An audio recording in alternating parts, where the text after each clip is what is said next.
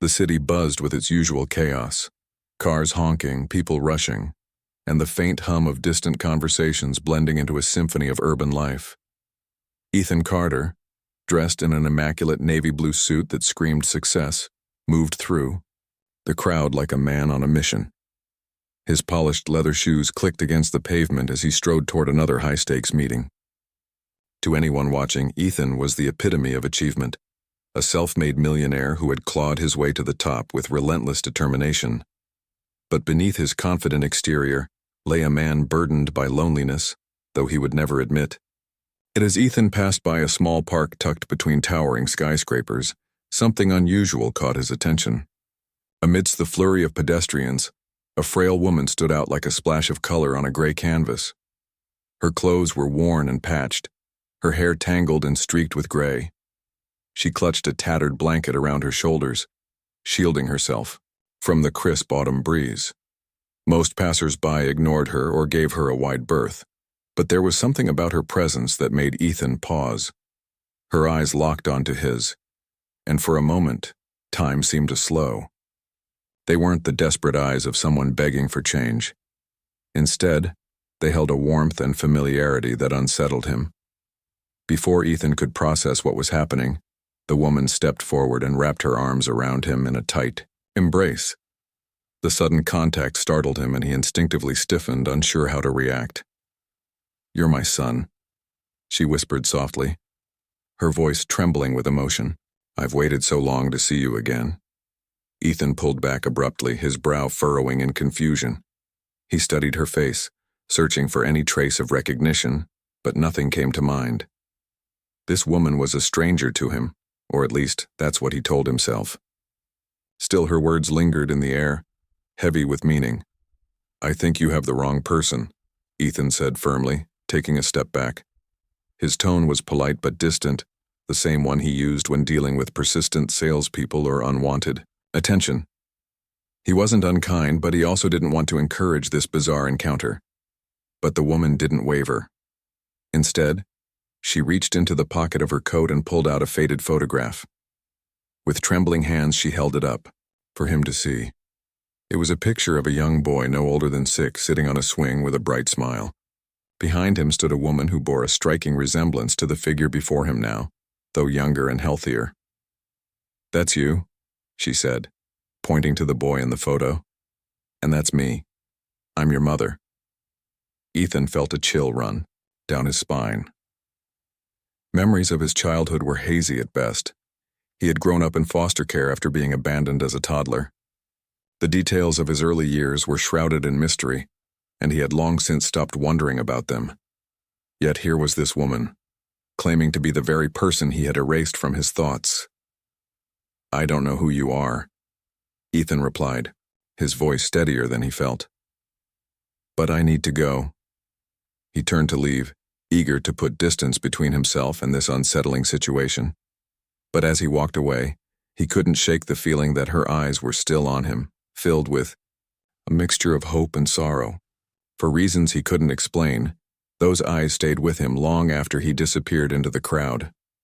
Little did Ethan know, this chance encounter would set off a chain of events that would challenge everything he thought he knew about himself, and force him to confront the past he had worked so hard to forget. That night, Ethan sat alone in his penthouse apartment, staring out at the glittering cityscape through floor-to-ceiling windows. The skyline was breathtaking, a sea of lights that seemed to stretch endlessly into the horizon. But for once, its beauty failed to captivate him. His mind kept drifting back to the woman on the street, the one who had called him her son. Her words echoed in his head like a haunting melody he couldn't silence. Ethan wasn't someone who dwelled on emotions or let uncertainties linger. He prided himself on being logical, pragmatic, and focused. Yet something about her claim gnawed at him. It wasn't just the photograph she'd shown him, that faded image of a smiling boy who could have been anyone. It was the way she looked at him. There was no malice in her eyes, only an overwhelming sense of longing and love. And while Ethan tried to dismiss it as some kind of scam or delusion, deep down he couldn't ignore the tiny flicker of doubt sparking within him. He poured himself a glass of whiskey, hoping the sharp burn would distract him from his thoughts. Sitting down at his sleek marble dining table, he pulled out his laptop and opened a search engine. For a moment he hesitated, unsure if he should even entertain the idea. What if she was lying? What if this was all some elaborate scheme to get money out of him? But then again, what if she wasn't? With a sigh, Ethan typed, "How to find biological parents" into the search bar. Page after page of articles and forums appeared, offering advice on DNA testing kits, adoption records, and genealogy websites. As he scrolled through them, he realized how little he actually knew about his own origins. All he remembered from his childhood were fragments, bits and pieces of life in foster care, moving from home to home, never staying long enough to form real connections. He had always assumed his parents didn't want him, but now he wasn't so sure. The next morning, Ethan found himself standing in front of a drugstore, staring at a shelf filled with DNA testing kits. He picked up one labeled Ancestry Discovery Kit, turning it over in his hands as though weighing its significance. Buying it felt like crossing a threshold, a line between skepticism and curiosity. After paying for the kit, he returned to his apartment and followed the instructions carefully, swabbing the inside of his cheek and sealing the sample in the provided envelope. As he mailed it off, a strange mix of anticipation and unease settled over him. Would the results confirm what he already believed, that he was unconnected to anyone? Or would they reveal something entirely unexpected? The waiting period promised to be 2 weeks, but it felt interminable. In the meantime, Ethan couldn't stop thinking about the woman. He replayed their encounter over and over in his mind, scrutinizing every detail. Was there something familiar about her face? Did her voice stir any buried memories? Try as he might, he couldn't find a definitive answer. Still, her presence lingered in his thoughts, refusing to fade away. One evening, unable to resist, Ethan decided to revisit the park, where they had met. He told himself it was just to clear his head, not because he hoped to see her again. But as he approached the spot where she had stood, his heart skipped a beat when he spotted her sitting on a bench wrapped in the same tattered blanket. She looked thinner than before, her cheeks hollowed by hunger and fatigue. For a moment, Ethan considered turning around and leaving, but something stopped him. Instead, he walked toward her, his steps slow and deliberate. When she saw him, her face lit up with recognition and she rose to her feet, clutching the edges of her blanket tightly. "I didn't think you'd come back," she said, her voice soft but steady. "I didn't either," Ethan admitted, shoving his hands into his pockets. "But I have questions." She nodded as though expecting this. "I'll answer anything you want to know, just please. Give me a chance." And so, under the dim glow of a nearby street lamp, Ethan began to listen. For the first time in years, he allowed himself to wonder, not just about who he was, but about the people who might have shaped him. Whether she was telling the truth or not, he didn't yet know. But one thing was certain: his world, once so neatly ordered, was beginning to unravel, and he wasn't sure if he wanted to stop it. The cool night air wrapped around them as Ethan stood awkwardly in front of the woman, his hands still shoved deep into his pockets. He wasn't used to feeling vulnerable, but there was something about her presence that made him uneasy and, strangely, curious. Her eyes, though tired, held a quiet determination, as if she had been waiting years for this moment. "I don't even know your name," Ethan said finally, breaking the silence. His voice was calm, but there was an edge to it, a mix of skepticism and guarded curiosity. "Maria," she replied softly. "Maria Thompson." She hesitated for a moment before adding, "And I know yours. Ethan, you were always my little boy." Ethan flinched at the word boy. It stirred something inside him, a faint memory he couldn't quite grasp. He shook his head slightly, trying to clear his thoughts. "If you're really who you say you are, why did you leave me? Why didn't you come back sooner?" Maria's face crumpled with emotion, tears welling up in her eyes. She took a shaky breath before speaking. "I didn't leave you by choice, Ethan. I never wanted to give you up. But life, it got too hard, too painful. I made mistakes, terrible ones, and I thought I was protecting you by letting you go. I thought you'd be better off without me." Her words hung heavy in the air between them. Ethan studied her carefully, searching for any sign of deception. But all he saw was raw honesty, etched into every line on her weathered face. Still, he wasn't ready to trust her. Not yet. "What kind of mistakes?" he asked sharply, his tone more accusatory than he intended. Maria lowered her gaze, twisting the edges of her blanket nervously. "I was young when I had you, only 18. Your father. He wasn't around. He left before I even knew I was pregnant. I tried to make ends meet, working 2 jobs just to keep us fed, but it wasn't enough. I got involved with people I shouldn't have, people who promised help but only caused trouble. One day they came after me, threatening to hurt you if I didn't pay them what I owed. I couldn't risk it. I couldn't let anything happen to you. So I ran. I dropped you off at a safe place, hoping someone would take care of you until I could get back on my feet." She paused, wiping away a tear with the back of her hand. "But things spiraled out of control. By the time I tried to find you again, you were already gone, placed in foster care. I searched everywhere, asking hospitals, social workers, anyone who might know where you were. But no one would tell me anything. Eventually I gave up. Or at least I told myself I had to. But I never stopped thinking about you, Ethan. Never." Ethan listened intently, his mind racing. Her story sounded plausible, but it was also vague, full of gaps he couldn't ignore. "Why should I believe you?" he asked bluntly. "People lie all the time. What proof do you have that you're really my mother?" Maria nodded slowly, as though expecting his question. "I understand why you doubt me," she said. "If I were in your shoes, I'd feel the same way. But I can tell you things only a mother would know. Like how you used to suck your thumb until you were almost 4. Or how you loved dinosaurs more than anything else and refused to wear pajamas unless they had T-Rex prints on them." Ethan froze, his chest tightening unexpectedly. Those details felt eerily familiar, like fragments of a dream he couldn't fully remember. How could she possibly know those things? Unless... He quickly pushed the thought aside, unwilling to let himself hope or fear that she might be telling the truth. Instead, he crossed his arms over his chest, maintaining a defensive posture. "Even if what you're saying is true, it doesn't change anything. You abandoned me. Do you have any idea what it's like growing up in foster care? Moving from house to house, never knowing if you'll stay long enough to unpack your suitcase, never having anyone who truly cares about you?" Maria's shoulders slumped under the weight of his words. "I'm so sorry, Ethan," she whispered, her voice breaking. "I wish I could take it all back. I wish I could undo the pain I caused you, but I can't. All I can do is ask for your forgiveness and try to make things right now." Ethan stared at her, torn between anger and a strange sense of pity. He wanted to walk away, to shut her out completely and pretend this conversation had never happened. But something kept him rooted to the spot, unable to leave.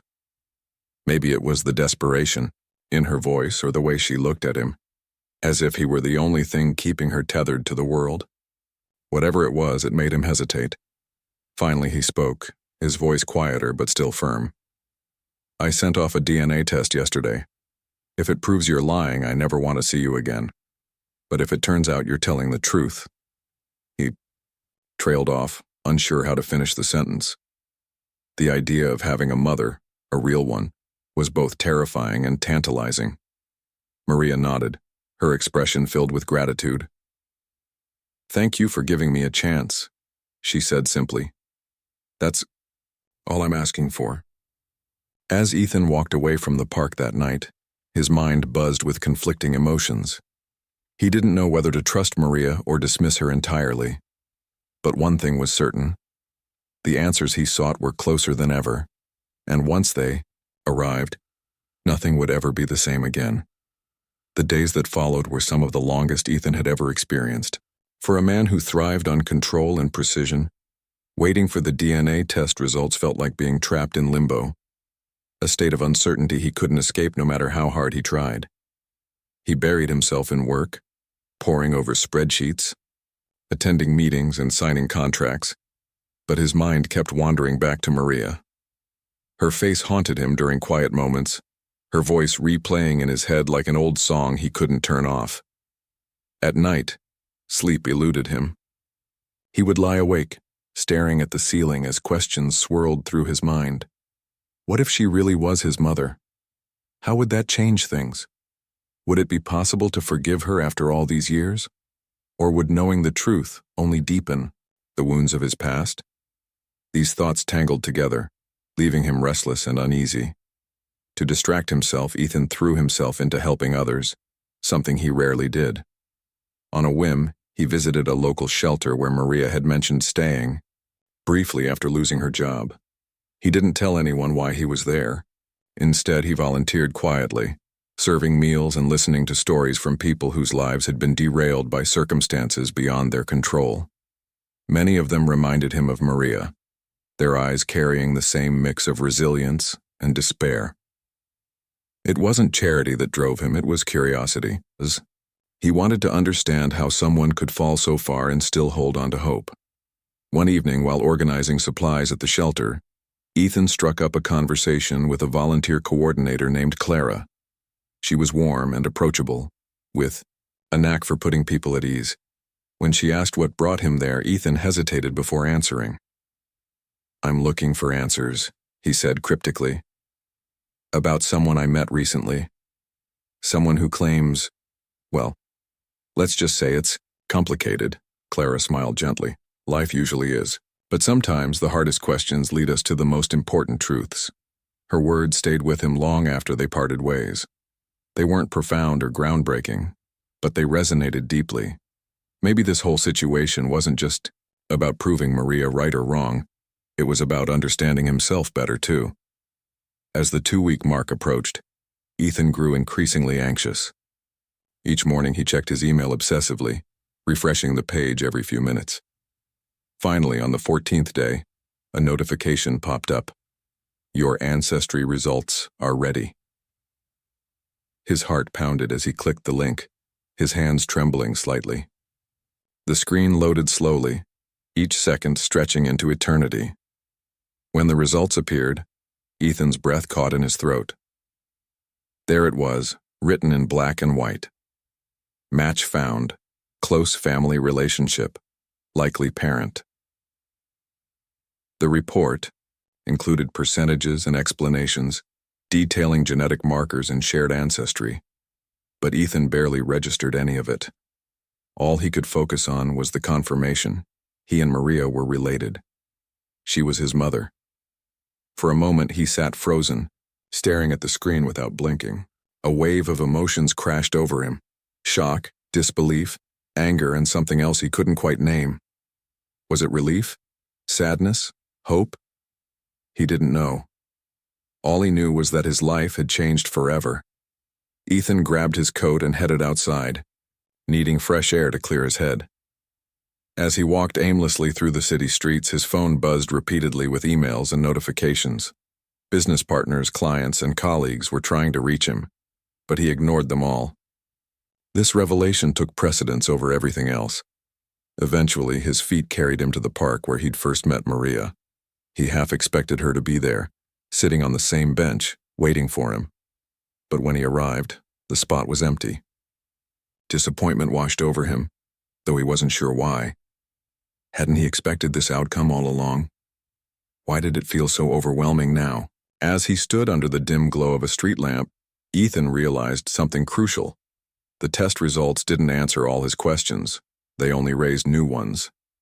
Knowing Maria was his mother didn't automatically erase the pain of abandonment or fill the void left by years of loneliness.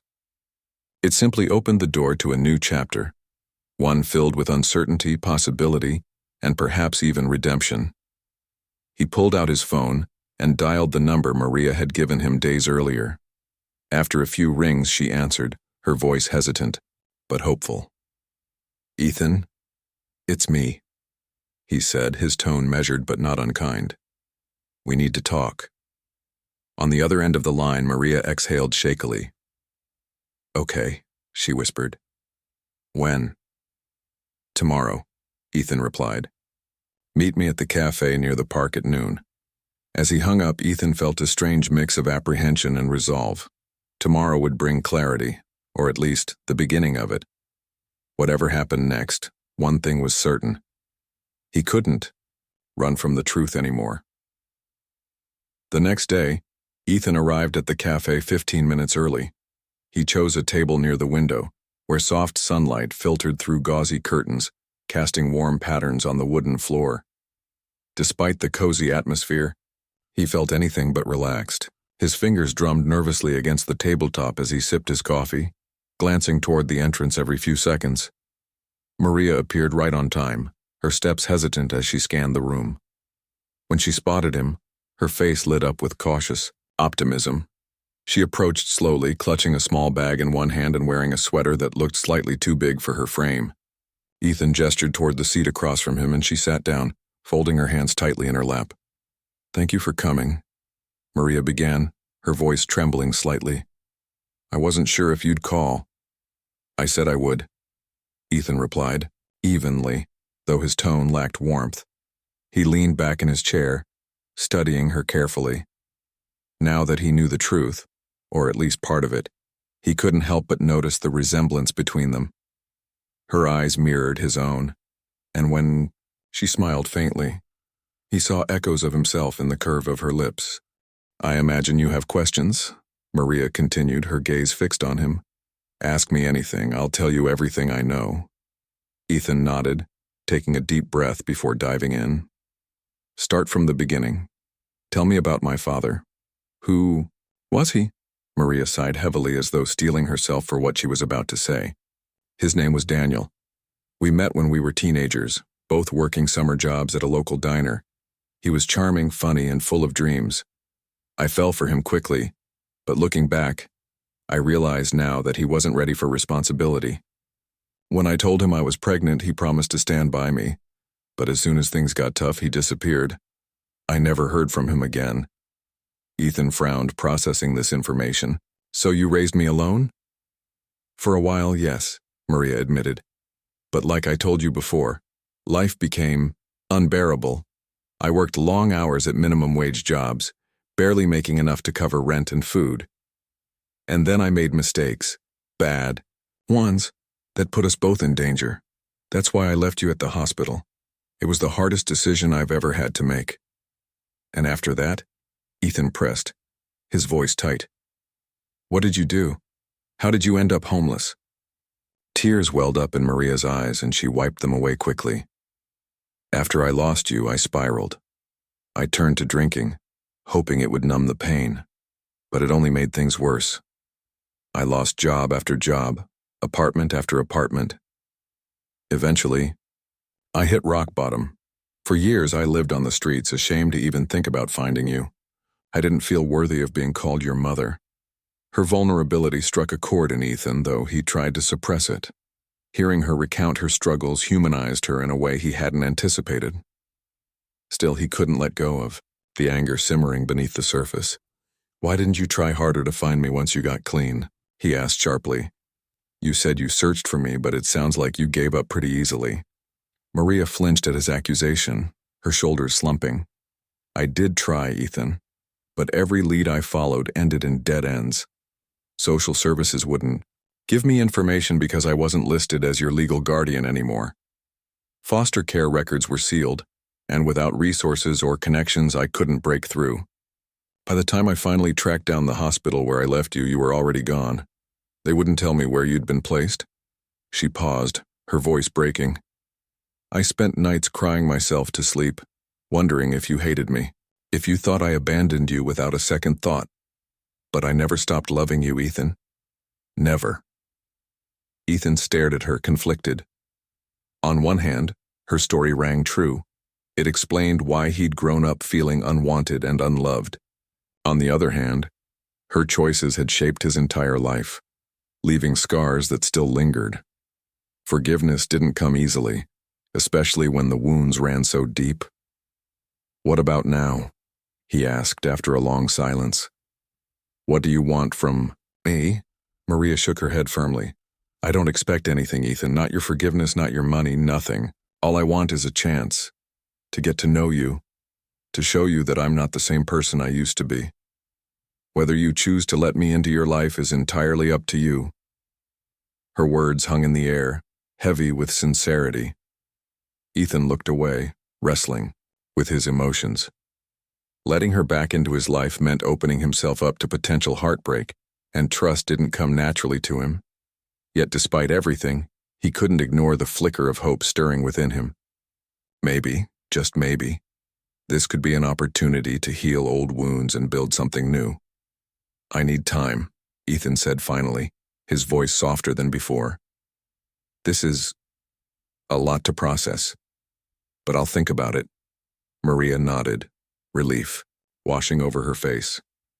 "That's all I can ask for," she whispered. "Thank you, Ethan." As they parted ways outside the cafe, Ethan watched her walk down the street, her figure growing smaller with each step. For the first time in years, he felt a pang of something unfamiliar. Compassion. It wasn't forgiveness, not yet. But it was a start. In the days following their meeting at the cafe, Ethan found himself grappling with a whirlwind of emotions. He had spent most of his life building walls around himself, protecting his heart from pain and disappointment. And now Maria's presence threatened to dismantle everything he had worked so hard to fortify. Yet, despite his resistance, he couldn't shake the image of her walking away from him that day, her shoulders weighed down by years of regret and longing. For reasons he couldn't fully understand, Ethan decided to keep seeing her, not out of obligation, but out of curiosity. They began meeting once a week at the same cafe, sitting across from each other as they pieced together fragments of their shared past. Each conversation brought new revelations, some painful, and others unexpectedly tender. Slowly, Maria started to paint a fuller picture of who she was, and who Ethan might have been if their lives hadn't diverged. One afternoon, as rain pattered gently against the cafe windows, Maria pulled an old photo album from her bag. "I've carried this with me for years," she said softly, placing it on the table between them. Its cover was worn and faded, but the memories inside remained vivid. She opened it carefully, revealing snapshots of a young Ethan, a toddler giggling in a bathtub, a preschooler clutching a stuffed dinosaur, a boy with wide eyes staring up at a Christmas tree. "These are the happiest moments of my life," Maria confessed, running her fingers over one of the photos. "Even when things were tough, seeing your smile made it all worth it." Ethan studied the images intently, feeling a strange mix of nostalgia and disconnection. These were glimpses of a childhood he barely remembered, moments erased by time and circumstance. For the first time, he allowed himself to wonder what his life might have been like if Maria had stayed, if she hadn't been forced to make the impossible choice of leaving him behind. "Why didn't anyone ever tell me about you?" Ethan asked suddenly, his voice tinged with frustration. "When I was in foster care, no one mentioned that I had a mother looking for me." "Why?" Maria sighed deeply, her expression heavy with guilt. "Because I failed you, Ethan. By the time I cleaned myself up and tried to find you, social services had already labeled me as unfit. Once a parent loses custody due to neglect or abandonment, it's nearly impossible to regain access, especially without proof of stability. I didn't have a home, a job, or any way to prove I could take care of you. And by then, you'd been moved around so much that tracking you down felt hopeless." Her explanation made sense, yet it did little to ease the ache in Ethan's chest. He had spent years believing he was unwanted, unloved, a burden nobody wanted to claim. Now, faced with the truth, he struggled to reconcile the woman sitting across from him with the ghost of the mother he had imagined. As their meetings continued, Ethan began to notice subtle changes in himself. He started opening up more, not just about his past, but about his present life too. He told Maria about his rise to success, his relentless drive to achieve, and the loneliness that came with it. In turn, she shared stories of her own struggles, the battles with addiction, the nights spent sleeping in shelters, and the moments of clarity that eventually led her to seek help. "You've done amazing things, Ethan," Maria said one day, her voice filled with pride. "I may not have been there to see it happen, but I'm so proud of the man you've become." Her words caught him off guard. No one had ever spoken to him with such unconditional admiration, not even his adoptive families during his time in foster care. It was both comforting and unsettling, stirring emotions he wasn't ready to confront. Still, doubts lingered in the back of his mind. Could he truly trust her? Was she genuinely remorseful, or was this all part of some elaborate act? To test her sincerity, Ethan invited her to attend a charity gala he was hosting, a high-profile event attended by New York's elite. If she accepted, he reasoned, it would show her willingness to step into his world. If she declined, it might reveal cracks in her story. To his surprise, Maria agreed without hesitation. On the night of the gala, she arrived dressed modestly but neatly, her hair brushed and her demeanor calm. As they walked into the grand ballroom together, whispers rippled through the crowd. Ethan ignored them, focusing instead on Maria's nervous smile. "I don't belong here," she murmured, glancing around at the opulent surroundings. "You're my guest," Ethan replied firmly. "That makes you exactly where you should be." For the first time, Ethan realized that letting Maria back into his life wasn't just about forgiveness, it was about giving himself permission to heal. The road ahead would be long and uncertain, but for the first time in years he felt a flicker of hope. Maybe, just maybe, they could build something new out of the broken pieces of their shared past. The charity gala marked a turning point in Ethan and Maria's fragile relationship. As they navigated the glittering ballroom together, something shifted between them. A quiet understanding that this was more than just an awkward reunion. It was the start of a journey toward healing. For Ethan, having Maria by his side felt strange yet oddly comforting, like finding a missing puzzle piece he hadn't realized was lost. For Maria, being accepted into her son's world, even for one evening, was a gift she never thought she'd receive. After the gala, their weekly meetings became less formal and more intimate. They moved from cafes to quieter settings, parks, museums, and eventually Ethan's penthouse apartment. During these visits, Ethan began sharing parts of his life he had kept hidden even from himself. The loneliness of growing up without roots, the fear of abandonment that drove his relentless pursuit of success, and the emptiness that lingered despite all his achievements. Maria listened patiently, offering words of encouragement when needed, but mostly allowing him to speak freely. In turn, she opened up about her own struggles, not as excuses, but as lessons learned. "I'm not proud of the choices I made," she admitted one evening, sitting on Ethan's couch with a cup of tea in her hands. "But I've worked hard to become someone you can be proud of, someone who deserves a second chance." Her honesty touched Ethan deeply.